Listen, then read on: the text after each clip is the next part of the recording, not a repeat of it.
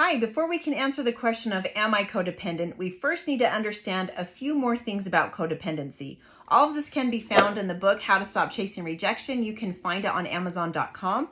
The first thing to understand about codependency is that it is actually not a mental illness. So codependency is more of behavioral traits that we find when we try to relate and connect in relationships. So it's a spectrum. So you could have a few of those traits and still have codependency or struggle with codependency, or you could have many of those traits and then you still be struggling with codependency. But it's not a mental illness. It's not found in the DSM. So you really would not go into a mental health provider's office and be diagnosed with codependency. It's more of these behaviors or these behavioral traits that we see when we try to relate and connect in relationships. So this is how we're trying to form relationships, how we're trying to stay close to other people, and also we're relating through these traits, and they tend to cause us a lot of problems. So speaking of those behavioral traits, I have identified 13 of them in How to Stop Chasing Rejection, and I'm just going to talk a bit more about those right now. So the first one is intrusive. So when we're being intrusive in our relationships, we're not really thinking about our partner as being another person and having their own life, their own wants, desires, needs. We're just really seeing what's important to us in the moment, and then we're kind of like interrupting their life and intruding on it. So in the book, going back to Susan's example, she's at Johnny's work party and he's talking to a coworker, and she just interrupts and goes and stands there, even though the coworker is like breaking down, having a hard time, confiding in Johnny. She just intrudes on that conversation. And when Johnny, asks her like, hey, why did you interrupt me? He was having a hard time. I wish you would have let us finish that conversation. She says something like, we're a couple. Why are you embarrassed of me? I should be able to hear everything that you're hearing. So Susan's just not seeing how she's intruding on Johnny's conversation, and it's making it hard for Johnny. This is something that Johnny wanted. She's taking everything very personal and sort of, expecting Johnny to just accept her intrusion and to stick by her. And she sees it as him rejecting her when he doesn't want her to do that. So that's another common part in codependency. We take it as a rejection when we're not allowed to exercise these behaviors, even though these behaviors are causing problems. Another one is demanding. So we can demand that our partners do certain things, and that's how we're feeling safe with them. So the more demanding if I were to get more demanding and my partner would be more responsive, that makes me feel safer in the moment. But the problem is it doesn't last. So I'm going to just continue to be demanding. I'm continually measuring their response because I'm always checking to see where I stand with my partner. But you could see over time, right? I know they're only doing it because I'm demanding. So eventually it's not going to have that magical effect of making me feel loved by them, but also they're probably going to get pretty sick of it pretty soon. Another one, controlling. So if I'm trying to control what my partner wears, I'm trying to control, what they eat for lunch, who they call, I'm trying to control all these things, but I don't really see how I'm being controlling because I'm just trying to love them and make sure that they're taking care of what they need to take care of.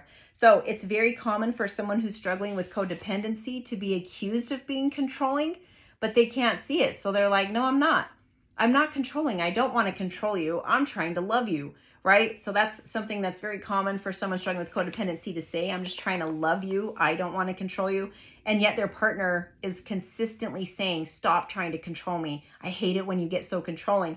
So it's kind of like two ships passing in the night, because if that's not my intention, I can't really see how I'm being controlling. But truly, when we struggle with codependency and we're trying to line up everything and make sure that's what our partner does, that is actually very controlling, but we just are not able to see it. Another one is jealous. So someone with codependency can get super jealous of their partner. And jealousy does imply possession or ownership. So it's really helpful when we struggle with codependency to learn we don't own our partner. That's an entirely separate person. And that may seem, kind of like, what? Do we really have to say that, in 2024? But we really do, because it's hard for us to see that they exist outside of us, because that feels so vulnerable and scary, right? I'm more likely to lose you as a partner if you're not just in my immediate bubble and meshed with me all the time. That's how I'm trying to feel safest with you. But they have another life, and we have to, at some point, trust that we'll have what it takes to move on and be okay if there is an issue. And we, of course, also need to trust in our partners. But that's a whole nother conversation.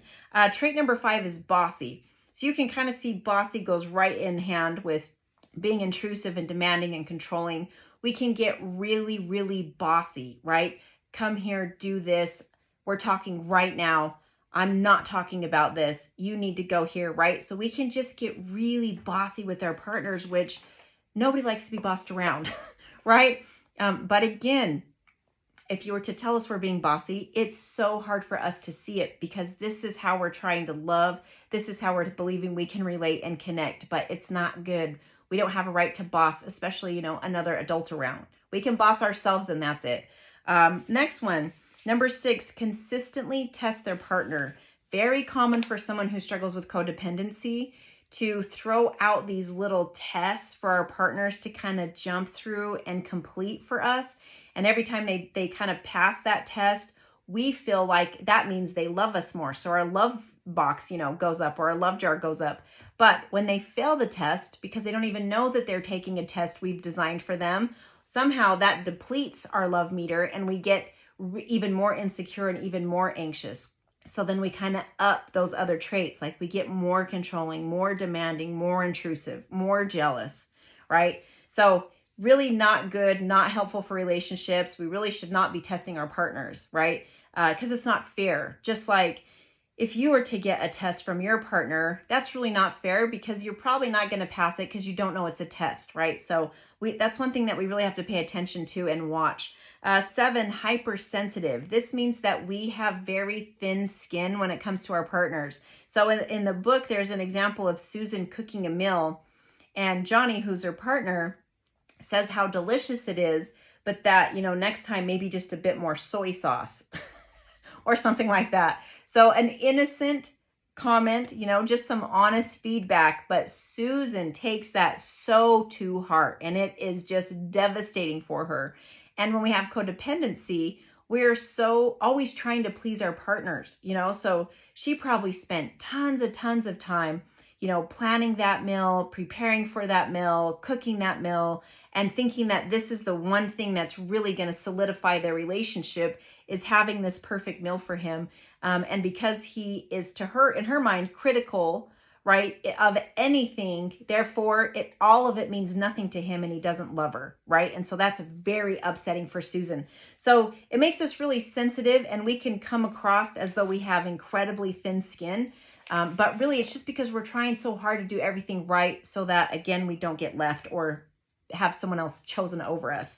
Next one, chases or craves relationships. So when we struggle with codependency, it's really common to get out of a relationship and just like, boom, be right into a next one, right? So even though we set it up, made a prison for ourselves, finally escaped it, got our freedom, then we tend to just jump right back into another one. And then we do the whole thing all over again. So you'll see someone with codependency kind of have no real break in between relationships, kind of like hop from one to one to one to one to one. Even though this person was just our everything, we just thought they hung the moon, we sang their praises, right? And just that quick, it's done. And now I'm singing someone else's praises. So that's really common. It's because we are chasing and craving those relationships to feel whole. Also, fears being alone, right? So we can be really afraid to be alone. All of this comes from How to Stop Chasing Rejection. You can find it on Amazon.com. Take good care. I'll see you in the next one.